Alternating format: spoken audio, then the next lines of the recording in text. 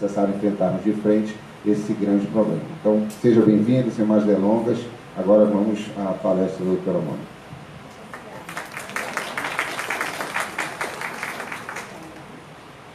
Bom, inicialmente eu gostaria de agradecer a oportunidade. Quem se sente honrada com o convite sou eu, porque é uma grande oportunidade. Nós vamos falar de um tema que é de extrema importância e extremamente lamentável que nós continuemos, nós Amazonas, no primeiro lugar no ranking no Brasil. Eu fui estudante e fui acadêmica concursada na Fundação SECOM em 80, eu era quarta-anista de medicina. Naquele tempo eu já ficava muito impactada com o número de mortes que eu assistia como acadêmica plantonista concursada. E a gente continua do mesmo jeito. As coisas precisam melhorar. Então, doutora Silvana, meu grande abraço. Muito obrigada pela oportunidade, viu? E a vocês em especial que vieram prestigiar aqui. Bom, então, a gente continua falando que o câncer de colo uterino é uma tragédia evitável. Nós estamos em pleno mês do Março de Lilás, é o segundo ano que nós estamos aproveitando para dar luz a essa tragédia. E não só dar luz, a gente também está indicando soluções, o que é mais importante. Então, só para lembrar vocês que o útero tem a forma de uma pera, essa parte mais cheinha, redondinha do útero, é o corpo do útero, de onde vem a menstruação, onde o neném fica durante a gravidez, e aqui é o colo do útero, que é como se fosse um tubinho de 3,5 a 4 centímetros, que fica na vagina e por onde a menstruação escorre, por onde o espermatozoide entra para engravidar, de onde a gente colhe o preventivo e o que dilata na hora de um parto normal para o neném. Quimioterapia, cirurgia não tem como. Como qualquer câncer, o tratamento cirúrgico depende da fase em que o câncer está. Se tiver no início, é 100% curado. Né? Mas ela chega numa fase que para fazer diálise, para começar a fazer radioterapia e quimioterapia, a maioria morre em menos de 10 dias. De março, 3 filhos, eu comecei com ela dia 19 de março, dia 26, ela morreu. Fala da mesma história, entrou pela urgência para fazer diálise, 10 dias depois, não aguenta, porque já está muito avançado, e o rim, a maioria das vezes, não volta a funcionar. E isso é só um paliativo, para ela ter a chance de fazer radioterapia. Isso é para prolongar o tempo de morte, não é de sobrevida, é de morte, porque ela vai morrer. Por que eu mostrei isso aí para vocês? Porque todos esses números que a gente mostra, eu sempre digo, tem nome, endereço, CPF, e deixou filho órfãos. A maioria dessas mulheres tem filhos e eles ficam órfãos e muitas delas são arrimo de família. Então, todos esses números que os cientistas mostram, que os pesquisadores mostram, a gente precisa mostrar a cara dessas pessoas. São pessoas que deixaram seus filhos órfãos. Aqui são os fatores de risco para câncer de colo uterino, tá? Parceiros sexuais, tal, mas independente de qualquer coisa, é o HPV persistente quem causa câncer de colo uterino. Então, não é só, o HPV é tão comum que em mulheres até 25 anos a gente não dá a menor importância se ela tiver HPV. E homens também, porque eles aparecem sozinhos. Nós temos a nossa imunidade que elimina espontaneamente esse vírus. Então, não tem valor nenhum uma menina de 25 anos ter HPV. Não vai acontecer nada, na grande maioria. Então, esse vírus, ele precisa ficar lá dentro do colo uterino, fica por muito tempo, vocês veem, 10 a 15 anos, até chegar um câncer de colo uterino. Então, aqui, ó, afinal de contas, que bicho que é isso, HPV? Quais são os tipos e quais são as doenças que ele pode ocasionar? Então, HPV é o papilomavírus humano. Ele é um vírus extremamente contagioso, não é necessário que haja penetração pênis-vagina. Por isso que a camisinha sozinha não protege contra HPV completamente. porque tem a região em volta, tem a bolsa escrotal, tem ânus, enfim. Mas é importante porque evita outras doenças, HIV, a gonorreia, a sífilis, né? Hepatite C, hepatite B. Então, de cada 4 homens, 3 crianças, 100 mulheres, 80 têm HPV, porque é muito comum. Aliás, é a infecção sexual transmissível mais comum no mundo inteiro. E o importante é que ele causa aquelas verruguinhas conhecidas como crista de galo e o câncer de colo uterino. E não só câncer de colo uterino, mas câncer de colo uterino, 100% a causa é HPV. Então, como eu falei, causa verrugas e o próprio câncer de colo uterino. E o HPV, o nome deles são números. Então, os bobinhos que a gente fala são os que causam verruguinha. Então, 6, 11, a gente dá o nome deles em forma de números, tá? Por isso que na vacina vem dizendo lá 6, 11, 16, 18. O que interessa para a gente são esses aqui que a gente chama de alto risco para câncer. Eles que causam câncer. E não dão nenhum sintoma. Não tem sangramento, não tem corrimento, não tem dor, não tem coceira, nada. Eles são silenciosos enquanto estão na fase pré-cancerosa. Então aqui, a pergunta é sempre essa. A gente atende muito paciente assim, que fez lá um exame, um preventivo mostrou que tinha HPV, entra em pânico. Pessoal, paciente jovem não dá a menor importância. Isso aí resolve sozinho. Não precisa fazer nada, nem creme, não precisa fazer nada. E até porque a gente não trata HPV. A gente trata o dano que ele causou ao colo do útero, tá? Então aqui, vocês terem uma outra noção. De cada 100 mulheres que têm HPV, 80 é eliminado espontaneamente. Então, se todo mundo aqui hoje estiver gripada, se a minha imunidade não estiver legal, eu vou gripar junto com vocês. Agora, se a minha imunidade estiver boa, eu vou sair daqui e não vou ter nenhum espirro. Então, a nossa imunidade serve para todo tipo de doença. Igual a história do coronavírus, é a mesma coisa. Porque o risco é maior para as pessoas com muita idade, as pessoas que têm doenças crônicas, enfim. Porque elas têm a imunidade mais baixa. Então, elas são mais facilmente comprometidas. E o muito importante aqui, que vocês vão ver, são as inflamações que vêm antes do câncer. Então, não é do dia para a noite que o câncer de colo uterino acontece. Então, aqui, precisa uma HPV persistente, ela adquirir depois de uma relação sexual. E uma coisa muito importante, HPV não significa promiscuidade. Isso é muito importante. Muitas vezes, uma relação se acaba, um casamento acaba por causa da história HPV. Então, precisa ter muito cuidado na abordagem e deixar enfatizado, HPV não tem nenhuma conotação de promiscuidade. Não tem. É claro que tem mulheres que têm vários parceiros, aí é diferente. Mas não tem essa conotação. Então, a gente se depara muitas vezes com colegas médicas mesmo, filha de colega, pedindo, pelo amor de Deus, que ela quer entrar de cabeça baixa antes de fazer uma colonização, que é a cirurgia que evita o câncer de colo uterino, que é para ninguém ficar sabendo, tal, como se ela fosse uma criminosa. E não é. Não tem relação com promiscuidade. Isso é muito importante que seja dito. Então, aqui, adquire o HPV, ele fica lá no colo do útero, agindo durante muitos anos. Então, tem primeiro as inflamações de baixo grau, que a gente chama de grau 1. Depois, a inflamação, isso aqui, daqui para lá levam pelo menos uns 3 anos, 2 a 3 anos. Aí vai para a lesão de alto grau, que a gente chama de NIC2, NIC3, são uma siglazinha, tá? Até chegar a um câncer. Isso leva, em média, 10 a 15 anos. É muito tempo.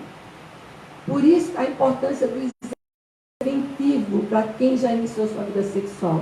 O objetivo de um preventivo não é detectar câncer. O objetivo de um preventivo é detectar essas inflamações aqui, especialmente NIC2 e NIC3. Porque aí a gente vai fazer uma pequena cirurgia chamada colonização que vai evitar um câncer. Aqui, NIC1, a gente não faz nada. Só repete o exame, passa um creme qualquer e só repete o exame depois de 6 meses, enfim. Porque, em geral, isso é eliminado. E lembrar que o HPV ele não dá só câncer de colo uterino. Ele também dá condilomas, né? Na boca, por causa do sexo oral, vulva, vagina, pênis e ânus, 70 anos.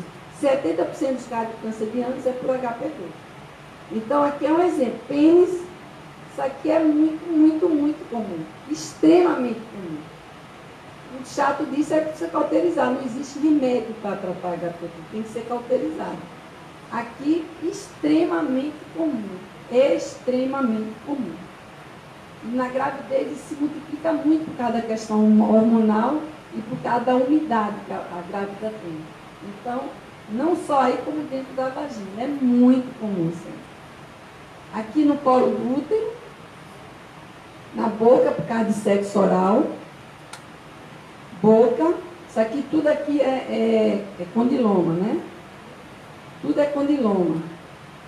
Isso aqui é um câncer, porque fica difícil imaginar um câncer de colo uterino. Então, aqui é um câncer de colo uterino, e uma coisa importante de dizer para vocês é que o principal sintoma do colo do útero são hemorragias absurdas. Essas mulheres vivem nos pronto-socorro fazendo transfusão de sangue. Não tem remédio para aquilo. O que a gente faz é colocar um tampão na vagina, como se fosse um OB grande, um tampax grandão, para pressionar para diminuir o sangramento. Não tem como parar essa hemorragia, a não ser pressionando. Não adianta tomar transamin, agora transfusão de sangue, elas vivem nos pronto-socorro fazendo transfusão de sangue. Então, como elas falam, doutora, eu vivo de fraldão. É muita transfusão de sangue que elas falam. Elas chegam transparentes já na fundação certinha. Câncer de língua, ânus. Claro que isso aqui não é cirúrgico, né? É quimioterapia para diminuir, para depois operar. E colostomia, com certeza. Ânus. E aqui, pênis. Metade dos casos. Por que eu sempre mostro essas imagens? Porque pênis está ali, está exposto. E o homem é muito complicado para ele médico. Então vai no farmacêutico, passa uma pomada, vai no outro e não sangra como o colo do útero sangra. Quando ele chega na Fundação SECOM, é desse jeito. Outro dia morreu um rapaz de 29 anos de idade. O câncer do pênis dele era uma coisa gigante. Né? Morreu porque ele estava muito avançado. Isso aqui é antes e depois. Essas fotos todas são do doutor Figliolo. Eu sempre peço para ele que é o mesmo dia que a gente se encontra lá. Eu digo, Figliolo, tem algum... Ele me dá as fotos. Isso aqui é de 2016, eu já nem peço mais que são 4 amputações de pênis por mês na Fundação SECOM. Esse aqui, de 2011, foi com essa imagem que eu consegui sensibilizar para a gente conseguir a vacina contra HPV em 2013. Isso aqui é antes e depois. Então, isso aqui é logo depois da cirurgia, ele vai ficar fazendo xixi por aqui. Isso aqui. Porque é exatamente a cirurgia que acontece numa mulher que é portadora de câncer avançado de colo uterino.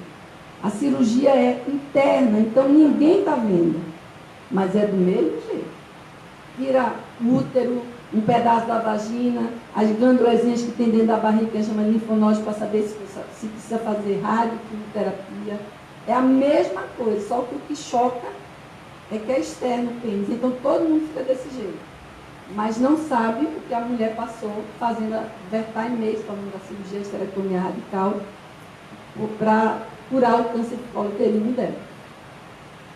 Mais uma vez eu quero enfatizar, a maioria das mulheres que chegam na Fundação SECOM já chegam numa fase que não dá nem para operar. Elas já chegam com câncer para fazer numa fase, ou como eu falei, para fazer diálise, para ter condições de iniciar algum tratamento, ou vai direto para a radioterapia e quimioterapia, porque já está numa fase bem avançada. E aqui como é que a gente evita um câncer de colo uterino, né? Educação é a base de tudo, não tem como avançar em nada sem educação. A informação séria, né? Ciência baseada em evidência, não pode ser através de fake news, como acontece hoje em dia. E a partir disso lembrar, camisinha, preservativo, não evita totalmente o HPV, mas eu lembrei das outras doenças. Gonorreia, sífilis, hepatite C, hepatite B e HIV. Né? A vacina contra o HPV é muito importante que essa vacina volte para as escolas. Nós fomos pioneiros na vacina contra HPV em 2013. Nós fomos o primeiro estado, o primeiro município. As vacinas foram feitas nas escolas. A adesão foi acima de 85%, que é o que a Organização Mundial de Saúde orienta. pelo menos 80%. Quando o Ministério da Saúde, em 2014, liberou para todo o Brasil, tirou das escolas, então despencou, foi para menos de 40%. Meninas e meninos não chegavam nem a 20%.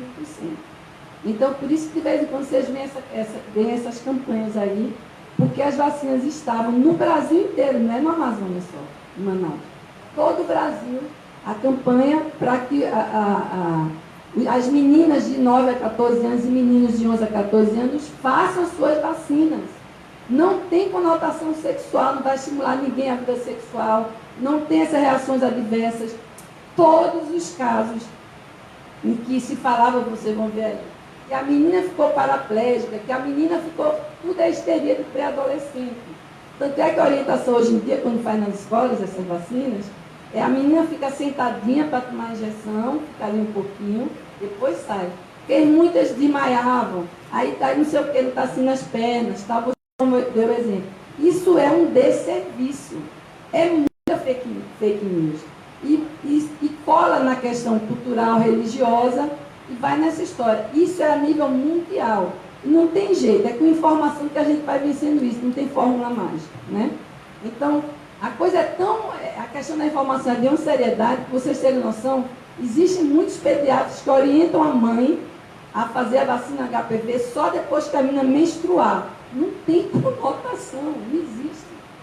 Por que o ideal é fazer meninas de 9 a 14 anos e meninos de 11 a 14 anos? São necessárias 2 doses, a primeira e a segunda 6 meses depois. Porque nessa fase, o ideal é antes da primeira relação sexual, mas nessa fase o corpo deles tem uma resposta muito robusta para a vacina. Qualquer mulher pode se vacinar, qualquer um pode se vacinar. Mas o ideal é realmente quem está nessa faixa etária, porque é onde, nessa faixa etária, é que foi todos os estudos, protocolos internacionais, comprovações científicas que mostrou o quanto é eficaz para essas meninas e meninos.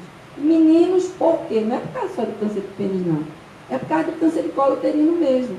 Se os meninos estiverem vacinados, diminui a população de HPV circulante, né? Então, aqui, além da vacina, lembrar que a gente tem preventivo, que a gente chama de citologia oncótica, tem um examezinho do binóculo, que vocês já vão entender que é a colposcopia, que é com ela que a gente faz a biópsia, e tem uma pequena cirurgia, que o nome que a gente chama, todo mundo conhece, é conização. A sigla é EZT, exerização de transformação. Então, tira a parte do colo que está doente e evita que essa mulher tenha câncer de colo uterino. Então, aí estão todas as ferramentas para evitar que uma mulher morra por câncer de colo uterino. E aqui, ó, essas notícias aqui, ó. Jovem fica sem movimento das pernas depois da vacina, tererê, tererê. Isso aqui é lamentável, porque isso é um retrocesso. Esse movimento já começou em 1995, um médico reconhecidíssimo internacionalmente, um americano, começou aí a questão do movimento anti-vacina, que ele disse que a vacina para sarampo dava autismo. O pessoal, ele fez um estrago. Isso foi publicado em uma das maiores revistas, mais importantes revistas do mundo. Conclusão, com o passar do tempo, constataram que era mentira, existia um interesse econômico da parte dele, ele perdeu esse argumento. Bom, e aqui era um videozinho que eu queria mostrar para vocês, mas só para vocês terem noção. Que aqui, vocês têm noção de como dizendo que água de coco morna cura câncer. Que o celular causa câncer. Isso aqui foi no Fantástico. E mostrando o nível de ignorância mesmo, porque é falta de informação. Um desses entrevistados aqui vai falar que já ouviu falar que a vacina contra HPV mata. Ele já ouviu falar, e assim por diante.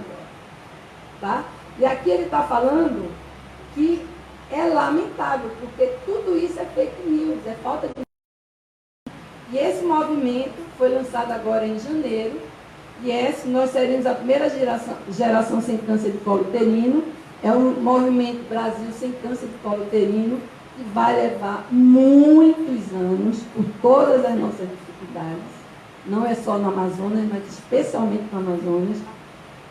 Isso aqui são todas as associações, a de Imunização Nacional, a da Federação Brasileira dessa especialidade de câncer de colo uterino, tem uma sigla complicada, mas isso é um movimento para chamar a atenção para que os pais, avós, tios levem suas crianças para serem vacinadas. Enquanto essa vacina não vai para a escola, dentro desse movimento está enfatizando a necessidade de que essas vacinas sejam aplicadas nas escolas. Eu já tive a oportunidade no ano passado de estar com o secretário de Educação e pedir para ele, para que isso seja feito. Quem me orientou foi a dona Delta, que trabalha na Secretaria de Educação há muitos anos, porque tinha que haver uma solução. Não tem como retirar pré-adolescente, não vai para a posição. Quem vai é recém-nascido, que a mãe leva. Mas meninos de 11 anos, 12 anos, vocês acham que vão lá se vacinar? Não vão. Então está acontecendo o quê? Já tem leis em alguns estados tal para cobrar a carteira de vacinação, que seja tipo um RG que a gente tem, na hora da matrícula. Isso não pode ser impedimento para ele não ser matriculado, envolve isso aí algumas coisas, né? Mas precisa ter uma memória que as pessoas gravem, que faça parte da sua vida rotineira, vacinar suas crianças e adolescentes. Olha o que está acontecendo do sarampo. Os venezuelanos não têm culpa nenhuma, não. Não tem essa, não. Se o Brasil tivesse feito seu dever de casa, ninguém ia morrer de sarampo no Brasil. Não adianta querer culpar os venezuelanos, eles não têm culpa. A gente é que não fez o dever de casa. Então, como eu falei, o objetivo preventivo é detectar aquelas inflamações que vêm antes do câncer de colo uterino, né? Isso aqui é como se coleta um preventivo. Então, esse colo do útero aí, ele está lindo, é colo de livro que a gente fala, né? A maioria que a gente pega não está corrimento, ali dentro é o colo do útero. Então, isso aqui é como se faz no Papa Nicolau convencional. Está ali, ó, o orifíciozinho por onde sai a menstruação. Colhe as células de fora. É muito importante que o exame seja bem coletado. Quem coleta tem que estar habilitada para coletar. Passa na LES em todo o Brasil. Vai lá no canalzinho, coleta as células de dentro, porque o câncer nasce do encontro ele nasce no encontro das duas células. Então, por isso que é importante colher fora e dentro do canal do colo uterino. Isso aí é o Papa Nicolau convencional, que é o que o SUS oferece para fazer com preventivo. As mulheres que iniciaram sua vida sexual. Quem nunca teve relação sexual não é para fazer. A gente recebe também muita mãe que quer que colete preventivo da filha. Se ela não iniciou com cotonete, não se faz. Porque a gente precisa ver o colo do útero para saber exatamente o que a gente está coletando. Isso aí a gente faz para fazer cultura de corrimento, essas coisas, mas não como preventivo, isso não existe. Em paciente virgem, não.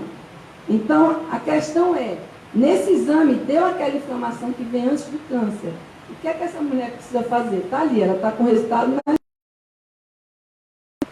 ela precisa fazer um exame chamado colposcopia. É um binóculo que vai olhar o colo do útero e vai ver exatamente onde ele está doente, com essas inflamações que vêm antes do câncer, para fazer uma biópsia. Tira um pedacinho para confirmar que ela está com aquela inflamação que vem antes do câncer.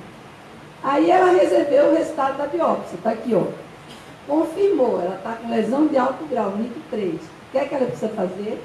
Ela precisa fazer uma pequena cirurgia que a gente chama de conização, que é o divisor de águas entre ela não ter câncer e ela ter câncer. A gente chama de conização, que é essa cirurgia aí, ó. A gente coloca o espéculo, que vocês conhecem como bico de pato, ali está o colo do útero, então a gente vai fazer antisepsia, né? Passa no gol para saber, o local que o colo está doente, ele não fica marrom. Isso aí pode ser feito com anestesia local, anestesia de dentista, igualzinho a anestesia de dentista. E especial que a gente chama de alta frequência, como se fosse faca quente cortando manteiga, e tira essa parte que está doente. É claro que isso não é jogado fora, isso vai para exame, para ter certeza que era só isso mesmo. Cauteriza, faz um curativozinho. A única coisa, o único cuidado que essa mulher precisa ter é que não pode ter relação de 50 dias, que é o tempo de cicatrizar o colo do útero. É o único cuidado, nem o outro. Bom, e aqui nós temos, por que o Amazonas é, em primeiro lugar, de câncer de colo uterino no Brasil. A gente tem a maior floresta, o maior rio do mundo e a maior ferida do Brasil, câncer de colo uterino. Então, a gente tem todas essas dificuldades, né? A gente precisa ter mais especialistas nessa área. A gente tem todas as dificuldades, porque o Amazonas tem dimensões continentais, uma logística extremamente complicada. Precisa melhorar a conexão com a internet, a gente sabe da dificuldade que é. A gente tem poucas mulheres que fazem preventivo no Amazonas. Quem faz geralmente são as mesmas de 6 em 6 meses. Primeiro, não é para fazer de 6 em 6 meses. A orientação mundial faz, esse ano deu tudo bem, no outro ano deu tudo bem, depois você repetir só daqui a 3 meses. Só que a gente precisa estar com um tipo de preventivo que a gente possa confiar.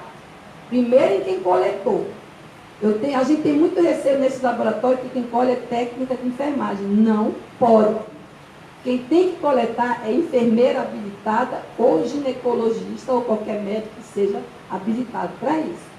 Porque lá na Fundação SECOM, a gente está cansada de receber paciente com câncer de colo uterino avançado e perguntando como é que eu posso estar com câncer se eu fazia meu preventivo todos os anos.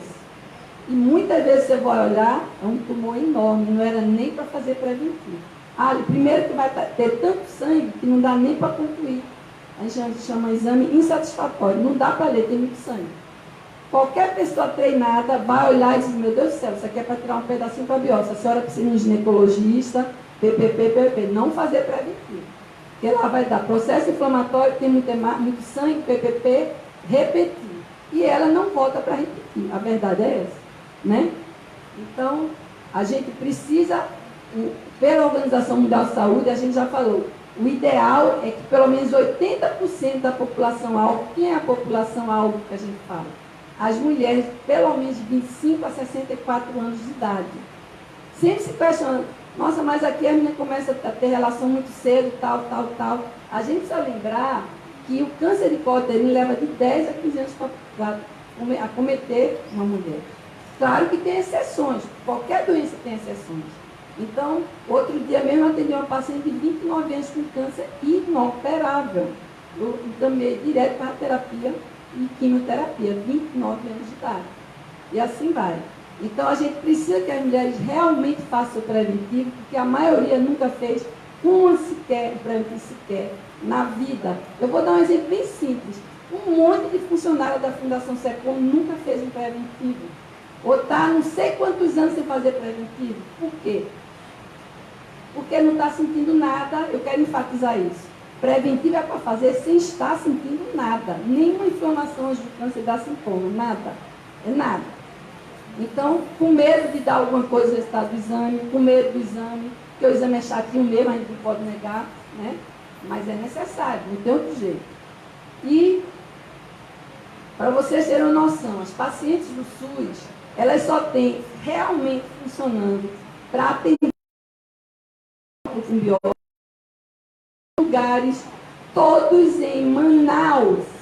Elas têm que ver de lá de Arunepé, lá, segunda-feira nós tivemos um simpósio agora, que eu organizei lá, esse simpósio de como modificar a história do câncer de colo uterino no Amazonas, e eu convidei uma das minhas pacientes, que mora em Tefé, que eu atendi a semana passada, para ela dar o depoimento dela, e quer vir para Manaus, viajar 3 dias, e lá na policlínica, numa dessas policlínicas, eu posso dizer o nome das 5 para vocês, para esperar para fazer colposcopia, biópsia, espera um mês o resultado da biópsia, aí chega lá na Fundação SECOM, para esperar a vez dela, que agora, graças a Deus, está bem mais agilizado. Depois da gestão do Dr. Gerson Mourão, as coisas realmente estão com outra luz na Fundação SECOM.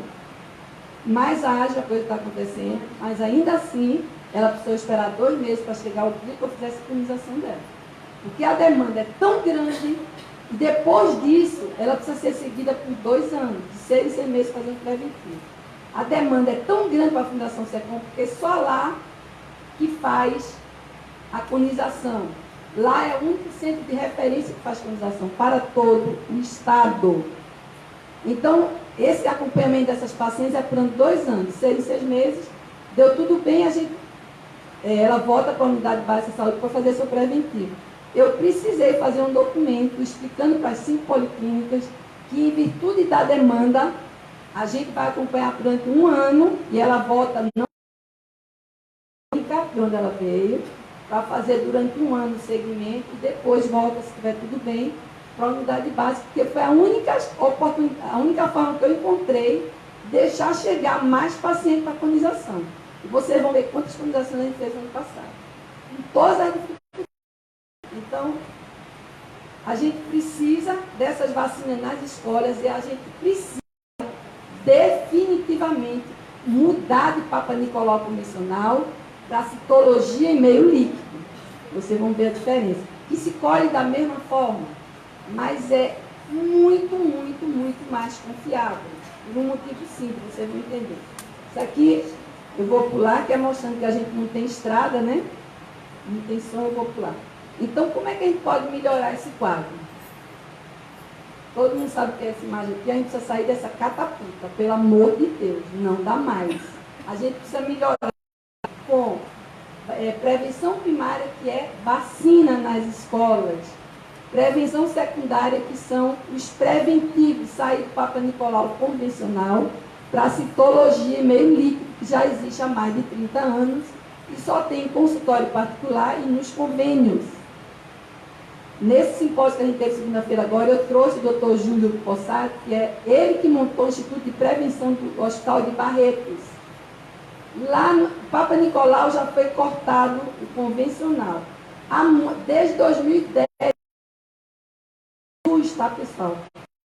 Que se chama agora, não é mais Hospital de Barretos, porque antes era Hospital de Câncer de Barretos. Se chama agora Hospital de Amor.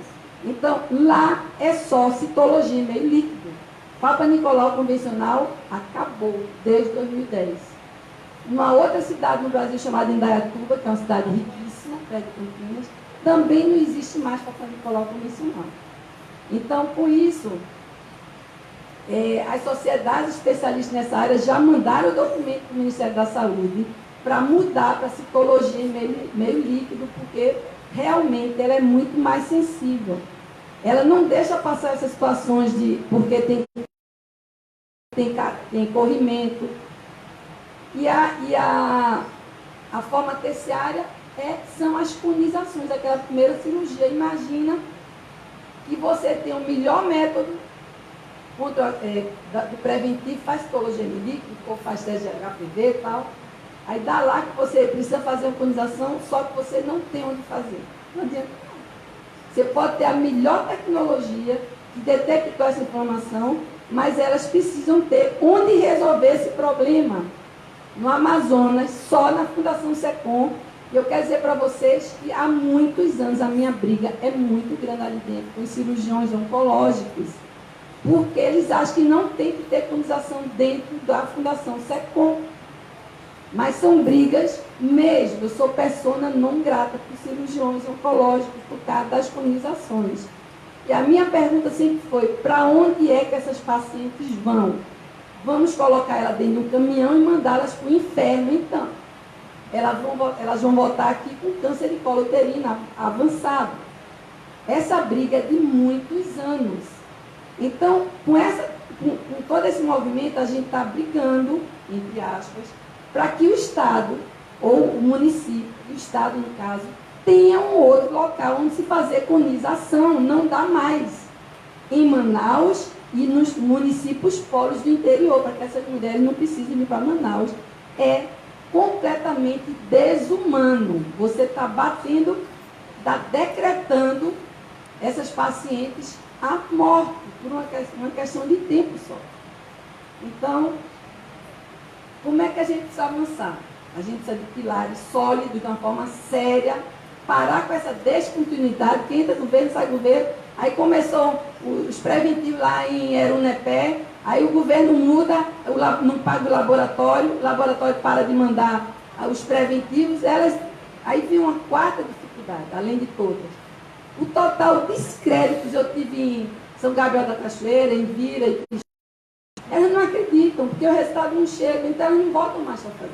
Elas não acreditam mais. E a maioria não vem para Manaus fazer colonização. Não tem condições, tem os filhos, não tem dinheiro, não tem onde ficar. não tem dinheiro para ser bancada, elas simplesmente não vêm para Manaus. Então a gente precisa dessa prevenção nas escolas, no sistema de rodízio. Nós temos 7 distritos. O primeiro tem 35 escolas, eu fiz uma apresentação só sobre isso. É muita história, mas 7 distritos, a gente pode fazer por rodízio. Então, distrito 1, 35 escolas, mês de abril, vamos vacinar nessas escolas. Distrito 2, sei lá, eu tenho todos esses distritos, eu tenho uma aula sobre isso. 33 escolas, vamos vacinar em maio. E assim vai. Aí qual é a resposta? Nós não temos quantitativo para vacinadores, e é verdade. Então precisa ter concurso para entrar mais vacinador. Eu vou repetir, essa vacina tem que voltar para as escolas. Nós não temos outra opção. Não dá para ficar só em posto de saúde. Outra coisa, urgência, o Amazonas é muito peculiar, é muito diferente. A gente precisa que essa colonização chegue lá nos 5 municípios pobres, para que elas não precisem vir, e a maioria nem vem mesmo, independente do que possa dizer para ela, olha, a senhora pode ter um câncer, ela disse, não vou, não tem como ir, ela não vem.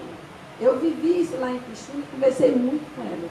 Elas não vêm, doutora, se você, a gente teve a oportunidade de fazer isso lá em Pixuna em 2017. É maravilhoso vocês estarem, não iria. E em 2019, enfim, o doutor Jéssica pediu para mim assumir a gerência da ginecologia, e eu assumi dia 1º de agosto. Aí eu dei uma de doida mesmo, mas era preciso dar uma de doida. Eu fiz um videozinho pedindo doação para a gente montar isso aqui, porque, para vocês terem uma ideia, o drama é tão grande que dentro da própria fundação, as salas onde a gente atendia, são 3 salas de ginecologia, eram fúnebres. Então, uma mesa ginecológica enferrujada, há anos, aquela mesinha de posto de saúde, que está ali há anos, completamente desconfortável. O coposcópio, uma merrequinha, aqueles coposcópios bem pequenininho, e esse bisturi que a gente faz, essa pequena cirurgia que pode ser feita lá no ambulatório, não em consultório, porque se tiver qualquer intercorrência de sangramento, a gente solta o paciente sem cirurgia. Aí eu pedi doação, chamei uma amiga, eu disse, vamos lá no Secom comigo, ela levou a filha dela e fez um vídeo de 1 minuto, eu pedi uma doação de 50 mil reais para a sociedade civil para comprar aparelho novo. Eu não preciso dizer isso aconteceu, a repercussão disso, né? Eu estou falando em termos políticos, né? Mas aconteceu, e está aqui, ó, reestruturação do ambulatório da Fundação Secom. A gente está com coposcópio top, mesa top, CAF, que é aquele cirurgia de alta frequência, top. Eu montei uma sala, eu vou falar, eu montei porque foi assim que aconteceu. Eu realmente dei uma de doido e tudo aconteceu. Aqui, ó.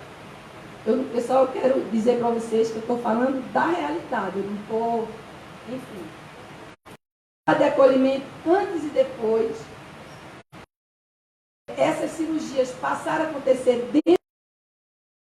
Sim, a paciente está numa mesa ginecológica confortável, o coposcópio top, o bisturi top, isso tudo, cada sala dessa, esses aparelhos, em torno de 50 mil reais, um pouquinho menos.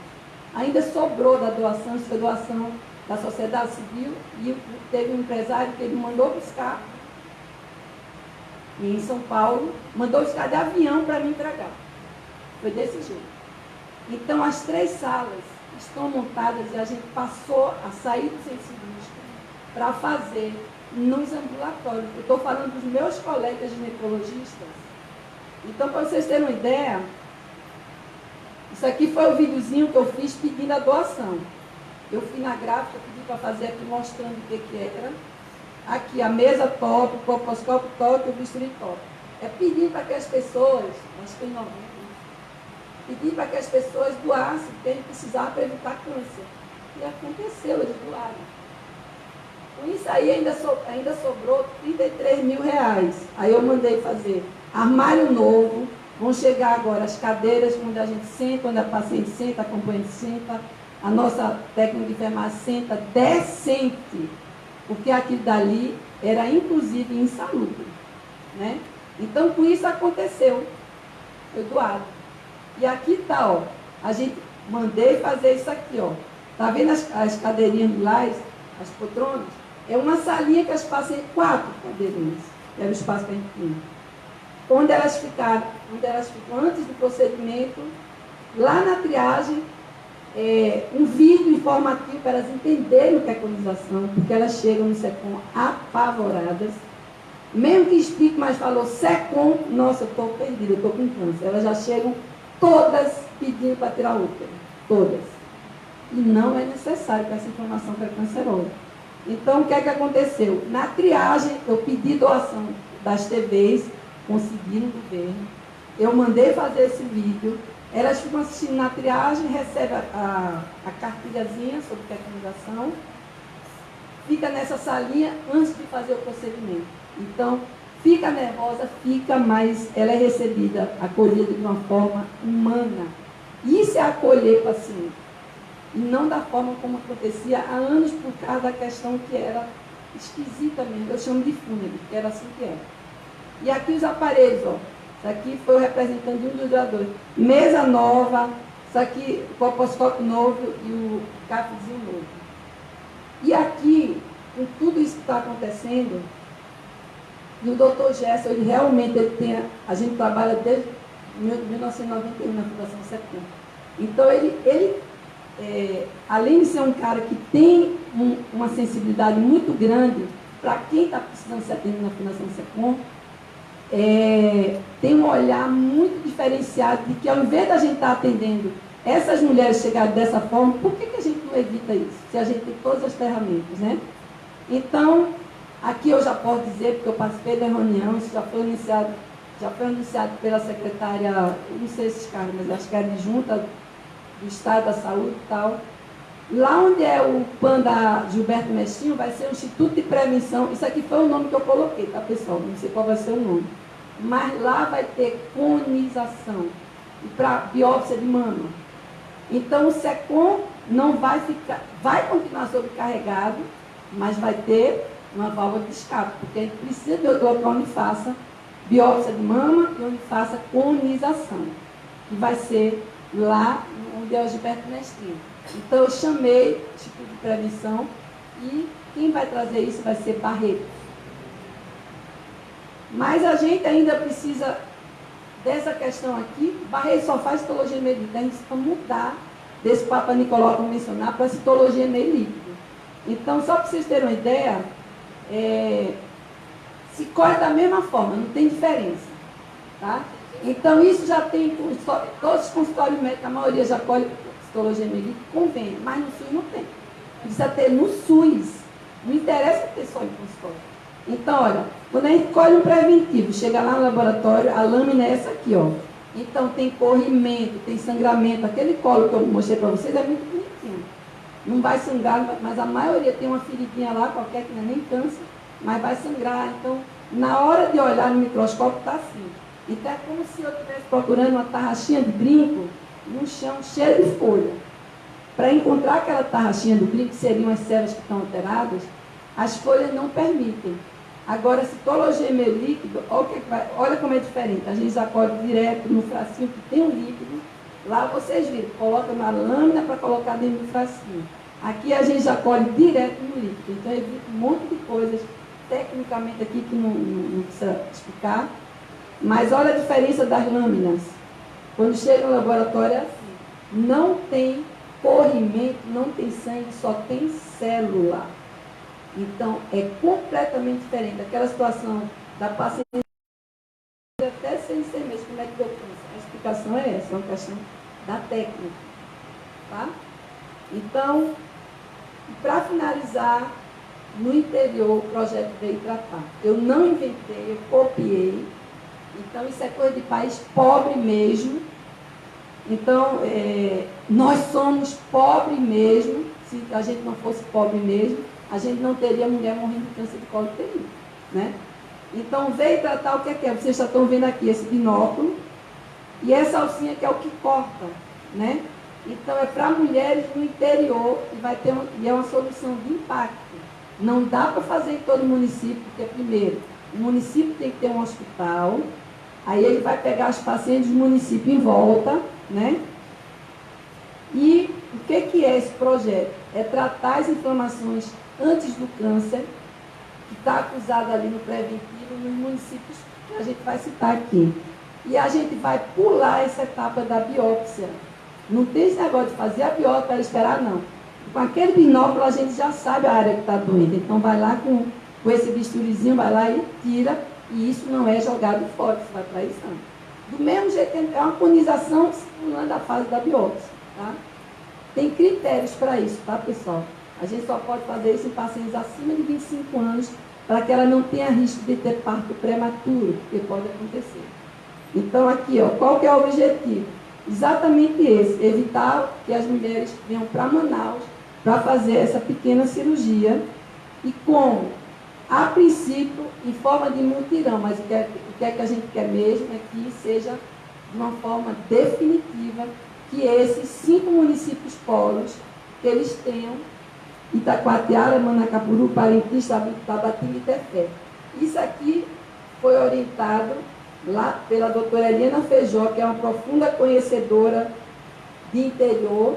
Isso é seguindo as calhas do rio, eles chamam Projeto Calhas, alguma coisa assim, que são esses 5 municípios que vai abranger uma população imensa.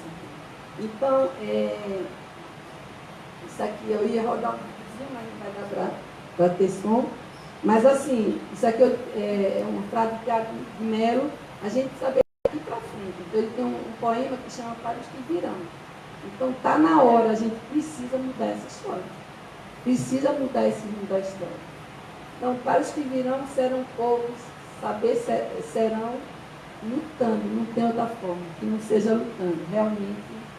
Isso aqui tem uma musiquinha linda, esse vídeo, mas é para mostrar para principalmente o pessoal dos seus gabinetes, não está rodando vídeo aí, mas é mostrando que nós não somos, são vídeos, que nós não somos aqueles vilarejos holandeses.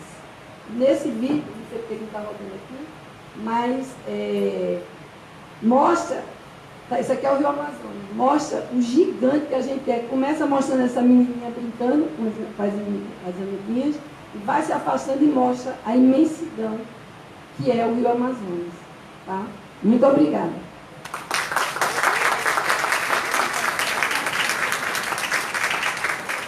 Perguntas?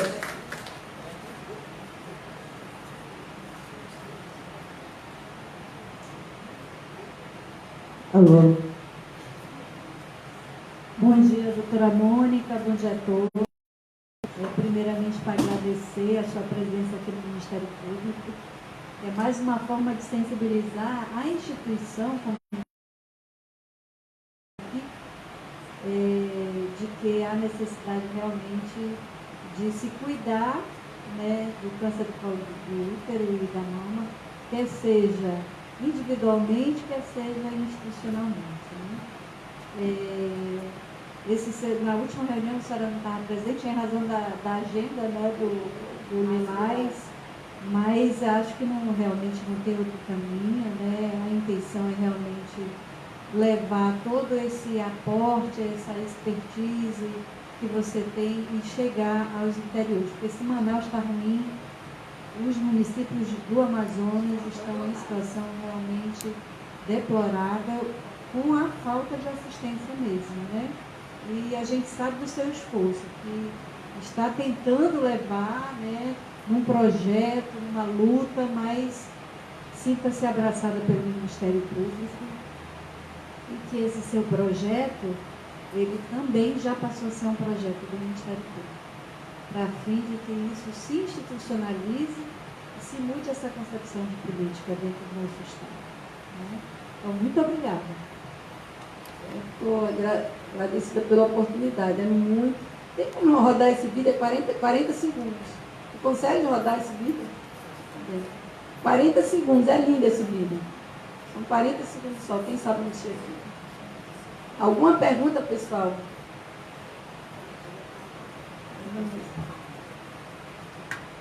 A Vanessa quer falar depois. Bom dia, doutora Mônica, muito obrigada.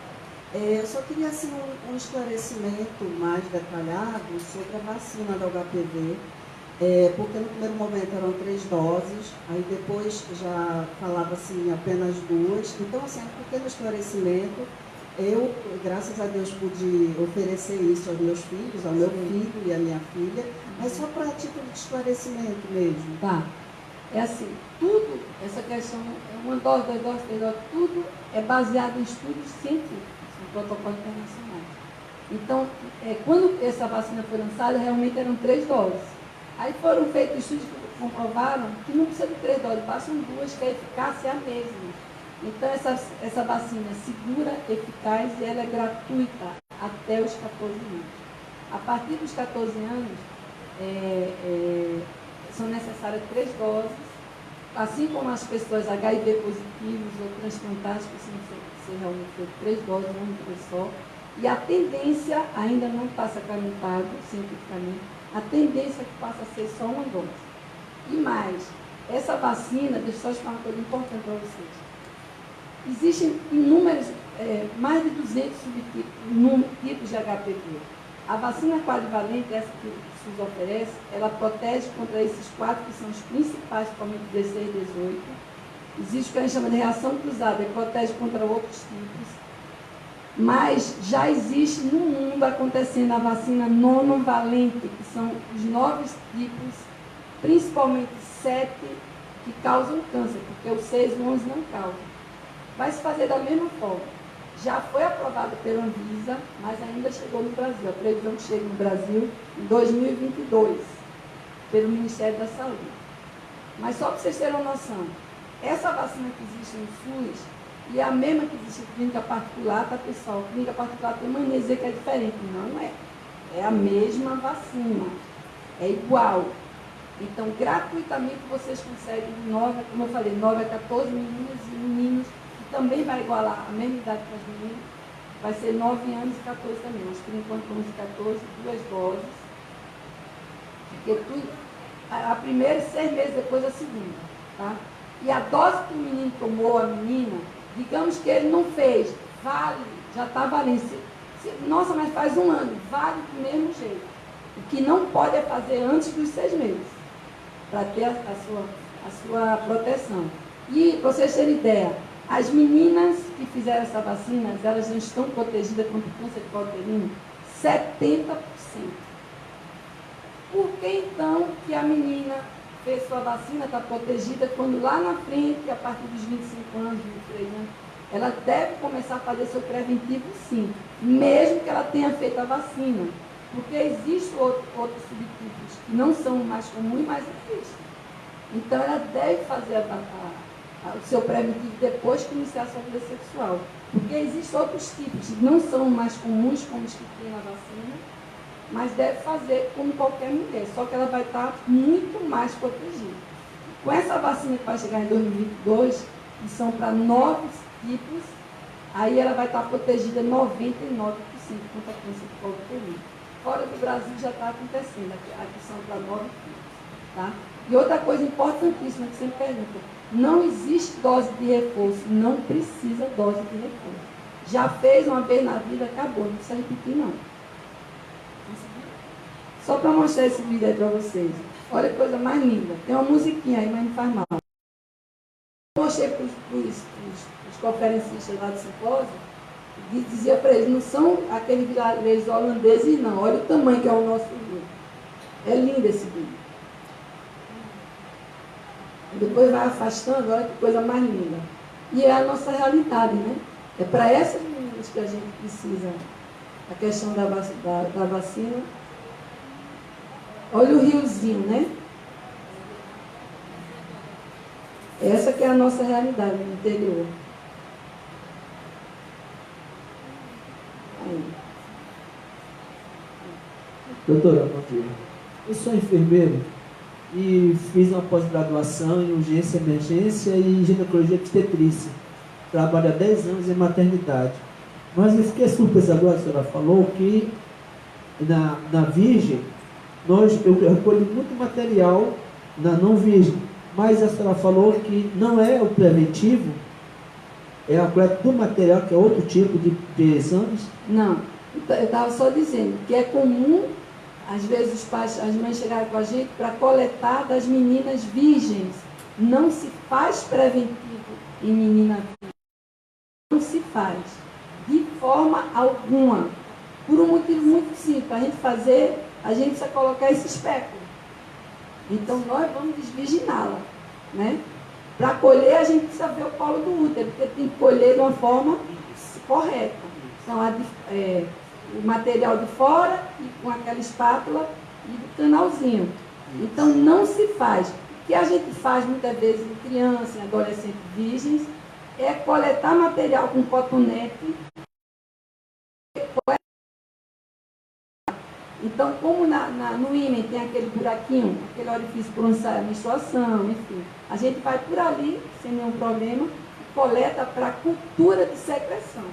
Mas preventivo nunca. Tá bom, obrigado. Nada. Alguma pergunta? Vanessa quer falar aqui. Né, Vanessa? Pode? Bom dia.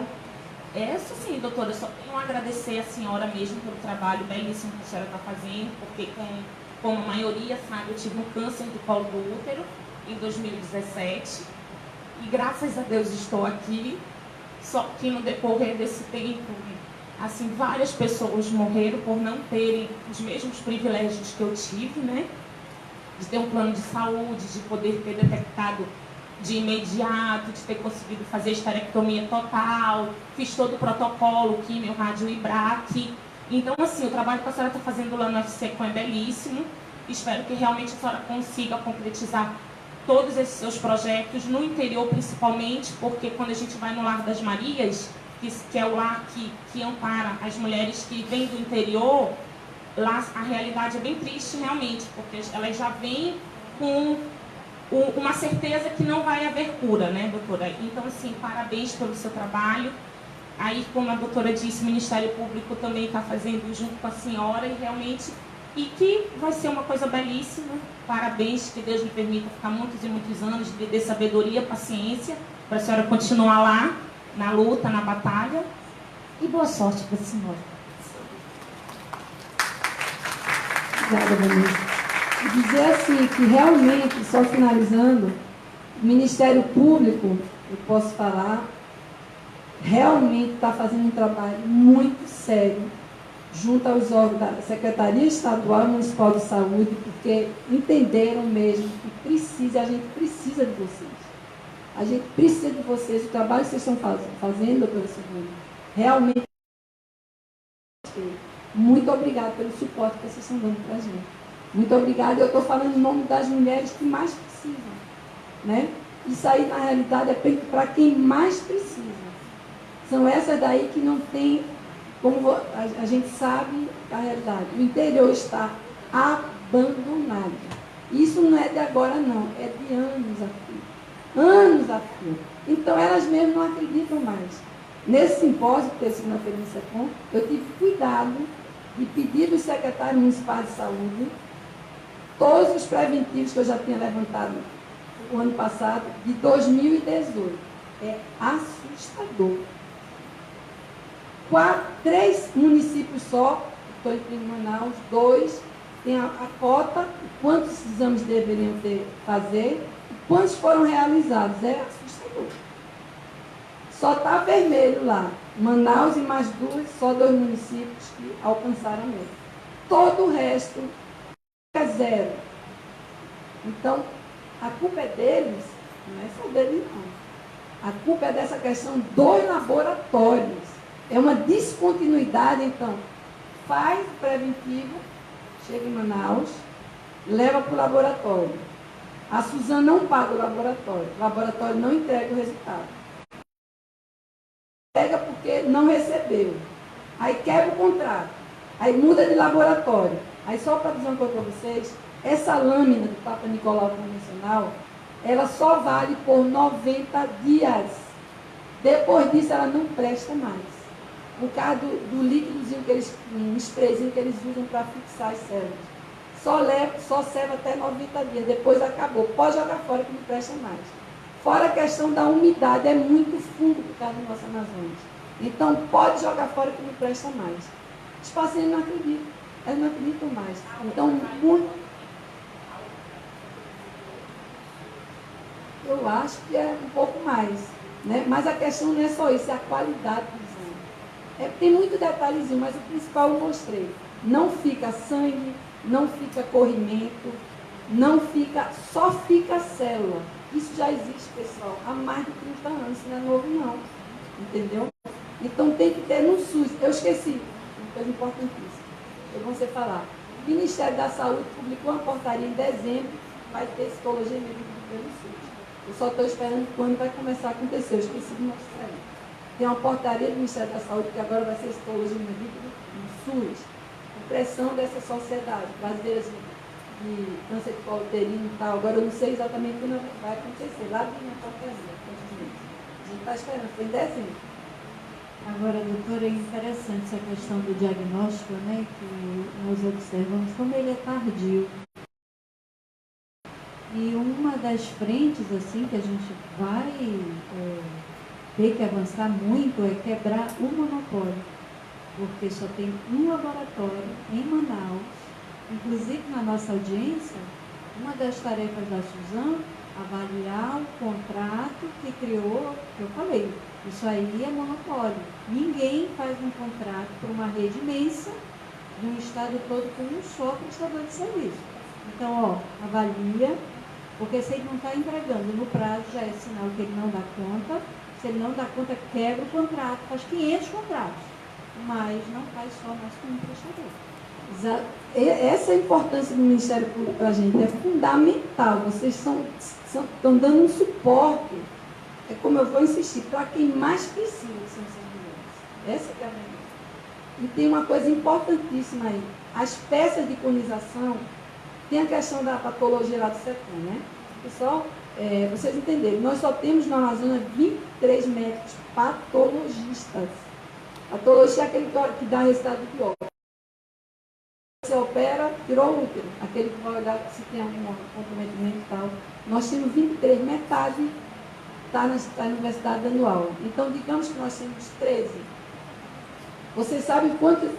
Eu perguntei, eu tive esse cuidado há 2 anos atrás no congresso, só disso aí. Eu fui lá com o patologista que era, cara, extremamente respeitado e tal. Eu disse, dá para você me informar, doutor Foco? Dá para o senhor me informar quantos patologistas existem aqui em São Paulo? 579. Nós temos 23, metade é professor de universidade, não é de laboratório. Então, uma solução tem que ter para isso. Se não dá conta, terceiriza. Isso, inclusive, eu fiz um documento para a Suzano, claro que a gente não teve resposta, porque eles mesmos se resolveram para essa questão, dos exames dos preventivos, dizendo que a patologia é a área do SECOM que dá resultado das gostas. Então, fez uma mastectomia, o pênis, ao colo do útero, que o patologista não tem condições de assumir as peças cirúrgicas da conização por causa da demanda que ele já tem. Que eles providenciam um laboratório para onde mandar essas conizações. Porque a gente tira esse pedacinho em forma de cone, isso não vai com isso.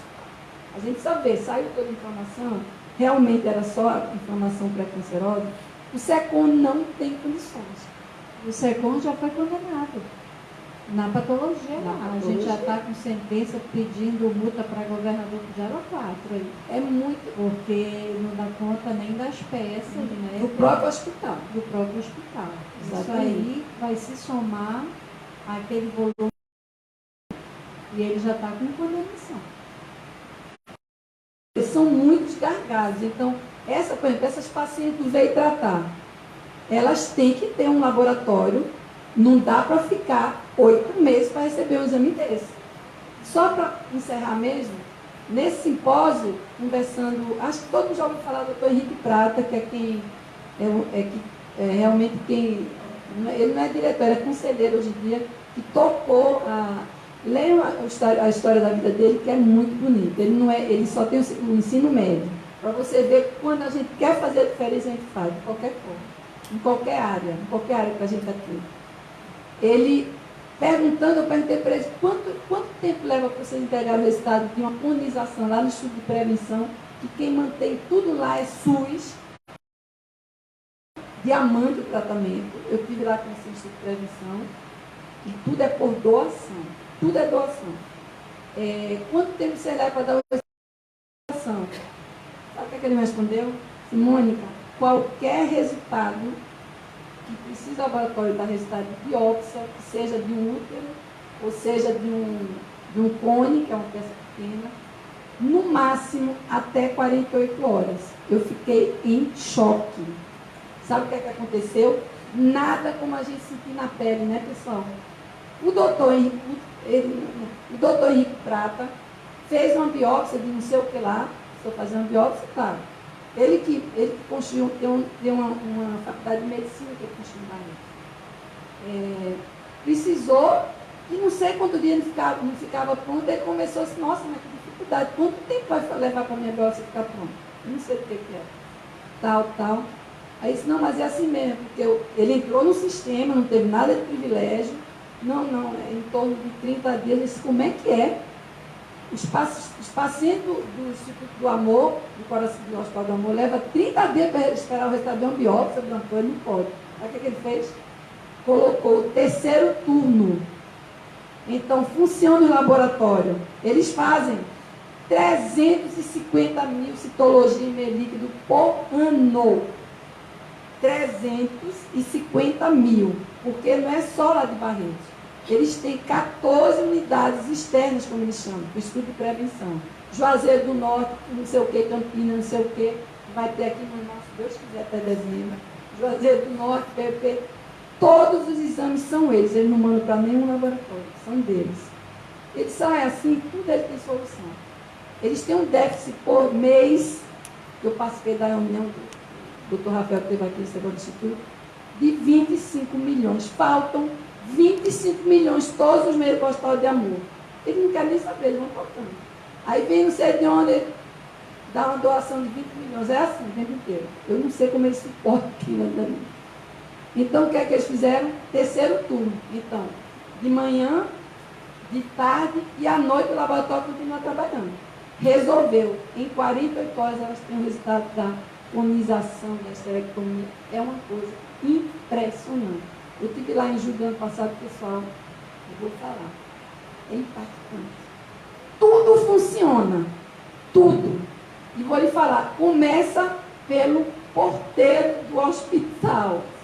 Pelo porteiro recepcionista do Instituto de Prevenção. É chocante. Eu fiquei 3 dias lá. No domingo, a cidade, porque tudo é em função do hospital. Realmente, se for para morar lá, você tem que ter muitos amigos, senão você deprime. Porque só existe em função do hospital. Eu andei tudo. Cada setor daquele. Pavilhão, Instituto de Prevenção Ivete Sangalo, Davon, Xuxa Meneghel, Pererê. Minha gente, é surreal. E o cara nunca nem me viu. Eu chegava, estava fechado domingo, porque teve curso no sábado, e eu ia participar na segunda. Bom dia. Olha, eu me chamo Mônica, eu sou médica lá de Manaus. Teria problema de eu tirar uma foto aqui? Doutora, pelo amor de Deus, fique à vontade. Pessoal, é importante. Como faz diferença a gente ser bem recebido e ser bem acolhido? Humanamente acolhida. É surreal. Depois do simpósio, a gente foi comer um peixe à noite, né? E aí eu conversando com o Júlio e tal, ele estava me contando. Olha como funciona. Uma acadêmica de medicina, lá da Faculdade de Barretos, o avô morreu milionário. Agora, mês passado, semana mês passado. Olha como são as coisas. Todo mês tem um déficit de 25 milhões de reais, porque é muita coisa. É primeiro mundo SUS.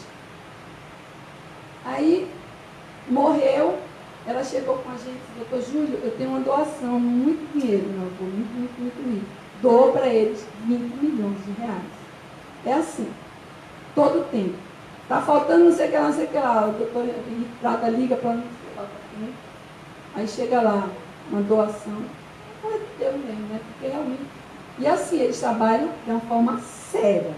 Então, é como lá no SECOM, como eu falei uma vez para o Jéssica, a gente precisa embutir na cabeça das pessoas que é da porta de entrada até o centro cirúrgico tudo, senão não adianta. Eu já parei numa delegacia, eu fiz uma colonização na paciente lá do Coari. A paciente analfabeta, mal sabia andar pelo corredor do hospital. Aí quando foi, né, fazer uns 3 anos, entrei na delegacia por causa da história. Quando eu entrei na enfermaria, a técnica de enfermagem, Silvana, eu acho que ela estava quase que arrancando o braço da paciente, gritando com ela, porque estava doendo na hora dela tirar o sangue. E eu precisei fazer licença cirúrgica, ela era hipertensa, diabetes, essas coisas. Mas ela estava maltratando, eu entrei na hora. Aí eu não segurei. Você chega para ela, afasta daqui, sai daqui, gritei com ela, e deixa que eu faça isso aqui, você não vai disputar minha paciente. Você não vai fazer isso com ela. Estava paciente, mais 3, nunca me vi daquele jeito, né? Olha, eu saio daqui, eu não vou sair, você vai sair daqui, você não vai nem triscar nela mais. Gritei com ela. Daqui a um tempo, chega lá, como é que fala? Assédio moral. Não, o negócio lá, o papel, foi lá na delegacia. Intimação. Aí eu, só pode ser. Aí o advogado, doutora Nélia, não, eu estou sozinha, já sei o que é. Cheguei lá nos franceses lá, aí chegou ela com o advogado, eu sozinha, né? Eu fui parar na delegacia por causa dessa história. Aí o delegado falando, ela queria dinheiro, né? Falando, tal. Minha gente, ela falando o que aconteceu foi surreal. Que eu disse que ia espancar, que eu ia bater nela, que se ela insistisse que eu ia matá-la. Eu ao lado dele, eu olhava para mim, eu assim, ó. Aí o delegado me perguntou, né? Disse, doutora Mônica, a senhora tem alguma coisa para falar? Eu disse, eu tenho. A Globo está ali perdendo. Você é uma atriz. É mentira. Seu delegado, não lembro mais o nome dele. Deixa eu lhe explicar uma coisa. Eu gritei bastante com ela. Mas eu jamais disse que eu ia bater, disse que eu ia matar. Isso tudo é mentira. Agora, eu que vou fazer um processo contra ela de calúnia, porque eu não falei, ela vai ter que provar que eu disse isso. Vocês terem noção. Então, imagina uma mulher que vem lá de Coari, analfabeta, ser maltratada dentro do hospital onde ela estava sendo tratada. Tem que mudar muita coisa. E tem, eu fui a Barretos também, porque meu cunhado estava sendo tratado lá. E é uma cidade que a gente, é interessante, né? Porque é uma cidade ao redor do hospital, pelo menos 3 quilômetros do hospital, é uma cidade, como a gente chama assim, cidade dormitório, né? É uma cidade voltada para a saúde realmente. Só é doente, só é prédio de doente, pessoas de fora e tal, estão tratando no hospital. E a gente vê lá, né, pelos pavilhões, a movimentação da sociedade civil. Então, hoje até nosso estagiário, lá da promotoria, ele foi assaltado, e a gente estava falando mais ou menos assim, olha, saúde, educação e segurança são coisas que não podem ser privatizadas. A gente tem, quem pode pagar tem a impressão de que está suprindo a falta do Estado, mas nunca vai estar. Coronavírus, não adianta, é SUS. Então, a gente paga, né, para ter uma assistência que deveria ser aberta a todos. E aí, quando a gente começa a pagar pela segurança, você acha que você está protegido. Porque você vai ter aquele sustentar. Porque o SUS, ele está assim, não é só de falta de recursos, é corrupção, é má gestão, tem vários problemas. Mas a sociedade civil é muito alheia. Não é só o problema da saúde, é o problema da educação, é o problema da segurança, que ninguém se mete. Por quê? Porque esse é um problema de político. E não é da sociedade civil. O que a gente vê muito em hospitais particulares, né, lá da Fundação Barretos, é uma coisa à parte, é uma coisa fantástica. Os pavilhões de lá, Xuxa de Miguel, que é o nome dela. Se aquele pavilhão não funcionar, a Xuxa vai ficar muito mal na foto. Então, aquilo tem que funcionar e ela banca mesmo uma boa parte daqueles custos ali. Mas saindo de lá, você vai para um hospital particular e é a coisa mais comum você ver São Paulo, que atende SUS, e não é só hospital que não atenda a SUS. Porque tem vários que atendem SUS, são particulares, de boa categoria. Tem lá, esta sala é mantida pela família tal, que são famílias que têm recursos financeiros e que eles montam salas, eles preservam todo o ambiente. E como é que as construtoras não têm um canteiro, que elas tomam geralmente em frente ao condomínio delas? É assim que acontece. São Paulo toma conta, as pessoas tomam, a sociedade civil, ela toma conta da saúde também. E isso que você fez da campanha da doação, isso é só um dos exemplos. Porque lá em São Paulo, por exemplo, se você vai na USP, Faculdade de Economia, você vai ver lá, o Delfim Neto doou tantos milhões, construiu isso aqui. Então, eles têm uma política de que todos aqueles que eles vêm desses órgãos públicos, faculdades, hospitais, passam a ter recursos, eles começam a coisa mais comum fora de Manaus, a gente vê pavilhões construídos por pessoas, autoridades. Aqui a gente tem milhões pagando por boi, por carnaval, não sei o quê, não tem um financiamento do boi que recebe dinheiro público para, digamos, a cidade de Paraty. Entendeu? Então a sociedade civil, ela também tem uma parcela que ela pode contribuir e está todo mundo alheio, assim, olha, o meu pirão só dá para mim. Né? E mais do que a gente dá dinheiro, eu acho que é essa condição nossa também de entender que as lutas sociais, elas são lutas de todos.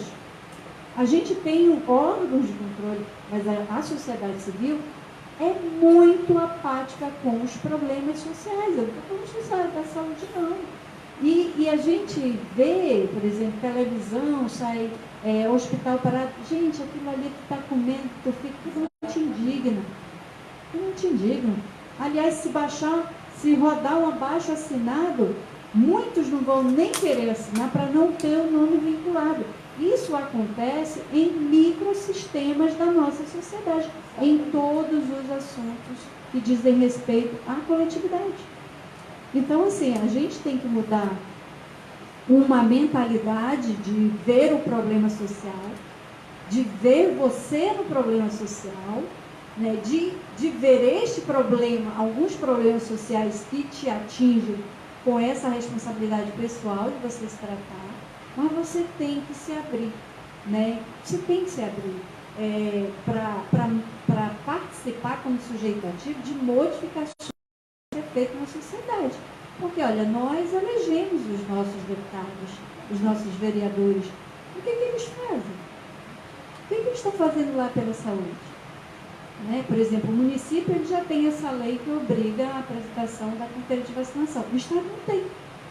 Consegue fazer isso no Estado? Tu vai ter alguns entraves. Mas o que o teu deputado está fazendo lá?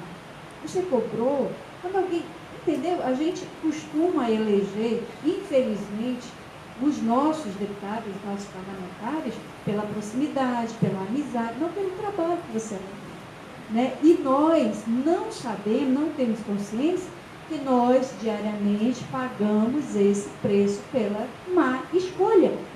Porque o que você tem de problema é má escolha. E nós somos responsáveis. Mas aí o câncer é um problema do Estado, doutora. Só que nós somos o Estado. E nós não damos o pio. Né? Nós não fazemos a nossa parte, às vezes com a gente, às vezes com quem está na nossa cara, e frente aos nossos parlamentares. Muito nesse ponto que nós chegamos aqui no nosso Estado. Eu acho que falta empatia. Eu acho que a palavra é empatia. Se coloca no lugar do outro um pouquinho, é isso que está faltando. Aí é um trabalho mais precisa. Lembra o que a gente está fazendo hoje. Eu tenho certeza que cada um aqui é um agente multiplicador e assim vai. Só, se não tiver empatia, não vai. Eu acredito que é isso.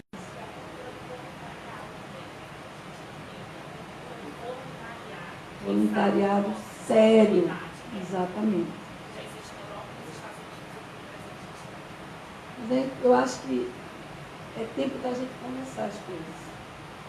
Senão, depois de 29 anos secou, eu não estaria aqui hoje falando desse assunto. Eu acredito. Pessoal, muito obrigado pela presença. Muito obrigado ao Ministério Público pela oportunidade. Muito obrigada. Com a palavra, a doutora Cleide. Doutora Mônica, eu quero agradecer imensamente, em nome do Ministério Público, a sua generosidade em abrir espaço na sua agenda para vir compartilhar esse conhecimento tão importante. Eu gostaria de chamar, que é muito justo, a doutora Silvana Nobre, para lhe entregar o diploma de participação. E o Ministério Público vai estar sempre aberto. Muito obrigada. Vou abrir esse envelope.